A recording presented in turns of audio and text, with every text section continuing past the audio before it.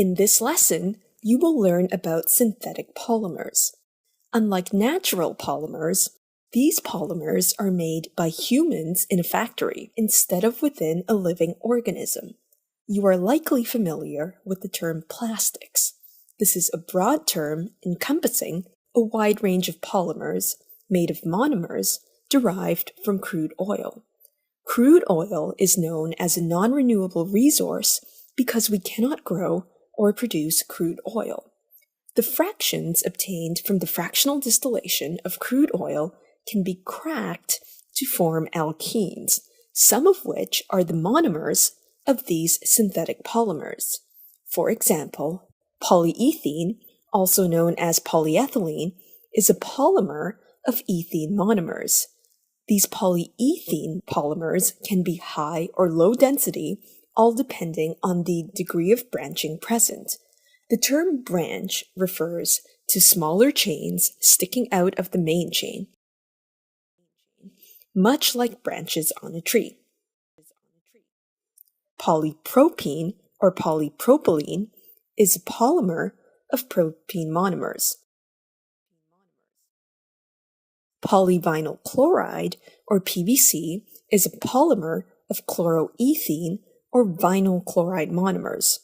Can you predict the name of the monomer of polytetrafluoroethylene, PTFE? Pause, think, and resume when ready. The answer is tetrafluoroethylene. Polystyrene is synthesized from the polymerization of styrene monomers. You may have encountered polystyrene as white cups in food packaging materials. Expanded polystyrene is used in packaging and shipping, so to protect the contents from being damaged. Since our other videos discuss these synthetic polymers and their uses in great detail, we will focus on other useful synthetic polymers. Regular school glue, or PVA glue, is polyvinyl acetate, a synthetic polymer made from repeating units of vinyl acetate monomers. When you lick a stamp to stick it on an envelope, and when you lick the edges of the envelope to seal it, that sticky part is actually made of polyvinyl acetate. Ethyl cyanoacrylic polymerizes to form a very strong adhesive, much stronger than PVA glue. This very strong glue is known as superglue. Soft drink bottles are made of polyethylene terephthalate. If you look near the bottom of the bottle, you will see this sign. This means that it can be recycled, which means that it can be broken apart into their respective monomers and polymerized once again. This is important because it reduces the amount of waste in landfills. Imagine if these synthetic polymers could not be recycled. All the soft drink bottle waste, plastic containers, and certain packaging materials would just accumulate. With the global population expanding at an exponential rate, without a good recycling scheme in place, this could become a very serious environmental and social issue. An increasingly important synthetic polymer is polylactic acid, or PLA, used to make plastic cups and other packaging materials. This is a polymer of lactic acid, which is obtained from the bacterial fermentation of carbohydrates.